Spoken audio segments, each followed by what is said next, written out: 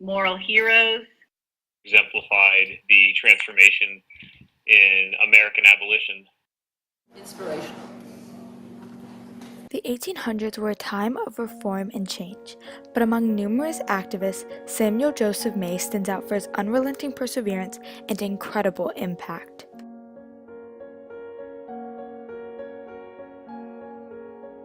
Samuel Joseph May took a stand early on in history, aspiring to implement unabridged civil rights for all people across America during the early to mid-1800s.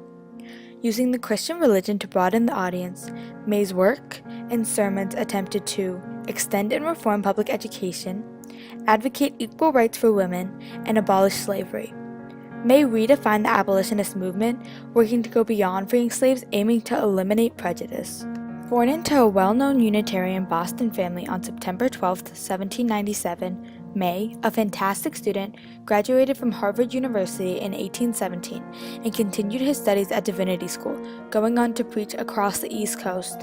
In 1822, Samuel Joseph May started his journey of activism in a small but growing town known as Brooklyn, Connecticut, to serve as a minister against the wishes of his friends and family.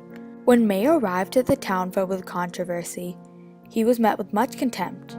However, May would go on to change Connecticut in large ways by starting a movement for educational reform. Although the state held an impressive reputation for their school system, May discovered deplorable conditions: supplies stuffed into 20 square feet without windows, schools built on swamps, and the wage of a teacher less than that of a common laborer. Only 5 years after his arrival in Connecticut, May held the first ever convention to improve the public education system in the United States. Despite successfully improving the teaching staff and hiring Connecticut's first professional female teacher, Cecilia Brooks, the majority of the population still did not believe in the cause for public education. Those rich enough simply sent their children to private school. You cannot part with your own money for a better purpose than to educate your children. Explaining an education is the only way to ensure a child can succeed by learning the correct view of life, integrity, industry, benevolence, and piety. He emphasized the importance of educating everyone, as anyone could rise to a position of power.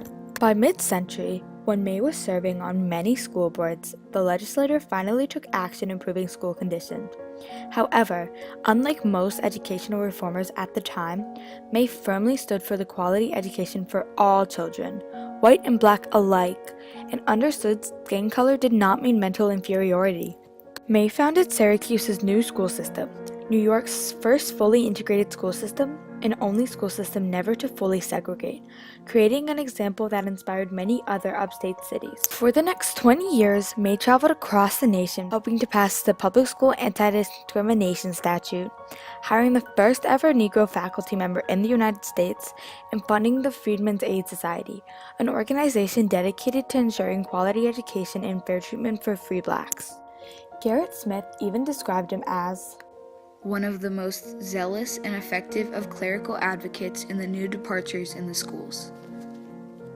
Very progressive at the time. I think by focusing on education, he was trying to get at the root of, the bigger social and civil rights problems, much bigger vision. Samuel Joseph May was also responsible for helping to shape the antebellum women's rights movement.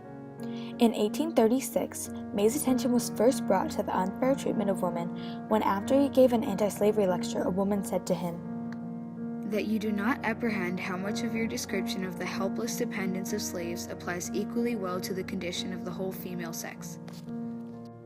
He states these words surprised and sickened him, instantly converting him to a women's rights advocate. A year later, May escorted the Grimke sisters, famous abolitionists and feminists, through southeastern Massachusetts during their speaking tour, even opening up his home to them. And never will the nations of earth be well governed until both sexes, as well as parties, are fairly represented and have an influence, a voice, and if they wish, a hand in the enactment and administration of the laws. May became one of the first ministers to preach on the behalf of women's rights, and his sermon, The Rights and Conditions of Women, was the first ever sermon focused on women's rights, spreading all the way to Great Britain, creating a foundation for women's rights around the world. His powerful words influenced men to acknowledge and act on the inequality, while empowering women to do so too. May worked closely with Susan B. Anthony and Elizabeth Cady Stanton by speaking at various women's rights conventions and helped to organize the first ever one in 1848 at Seneca Falls. He also publicly encouraged the election of Lucretia Mott. Samuel Joseph May's work in fighting for women's rights created a foundation for the suffrage movement that eventually led to the ratification of the 19th Amendment in 1920, granting women the right to vote. During May's career of activism, slavery was on the rise. The 100-year-old practice of taking black people from Africa and packing them onto ships to be auctioned off for labor in the United States, Britain, and other countries around the world was gaining popularity, about to reach the peak number of enslaved peoples ever. However, it was also facing opposition. Among this opposition was Samuel Joseph May. Although many obstacles lied in front of him and the dangers of preaching such equality, May took a stand for what was right. May originally did not see the need for immediate action until he saw slaves work in their horrid conditions and realized they were treated more like cattle than they were as like humans. May attended a series of lectures by William Lloyd Garrison and immediately adopted Garrisonian abolitionism, abandoning the idea of gradualism. Shortly thereafter, May delivered what would be the first of many sermons to focus on the wrongs of slavery, pointing out the moral flaws that went against the beliefs of Christianity, appealing greatly to a large Christian audience. It is our own prejudice against the color of these people that make us consent the tremendous wrongs they are suffering. When May first began publicly supporting immediate abolitionism, all those close to him regarded him as losing his mind, while those who only knew him by name lost all respect for him. Churches closed their doors, and publishers refused to accept his work. However, May persevered and acted against the Negro pew, where all blacks were forced to sit in the back of the church. By inviting a Negro family to sit in the front row and stating that a rich white slave owner should not be given more privileges in the church than a hardworking slave, as they are all children of God, he introduced racially integrated seating in churches. Although tensions were rising nearing the Civil War, and it was a dangerous time to preach abolitionism, with their effigies being burned in the streets, venues refusing to host anti-slavery meetings, and riots, sometimes even violent, erupting at meetings and during speeches, May still went on to participate in one of the most famous public demonstrations, the Jerry Rescue, where hundreds of people worked to break William McHenry, who was arrested under the Fugitive Slave Law, out of jail and bring him to May's home till it was safe to escape to Canada. And as the Fugitive Slave Act dramatized the plight of runaway slaves, and incidents like the Jerry Rescue really have affected the conscience of many Northerners and sort of convinced them that if they did not speak out against slavery, they were comporting it with their silence, right? That they had a duty to do more than simply acquiesce as they had been doing it.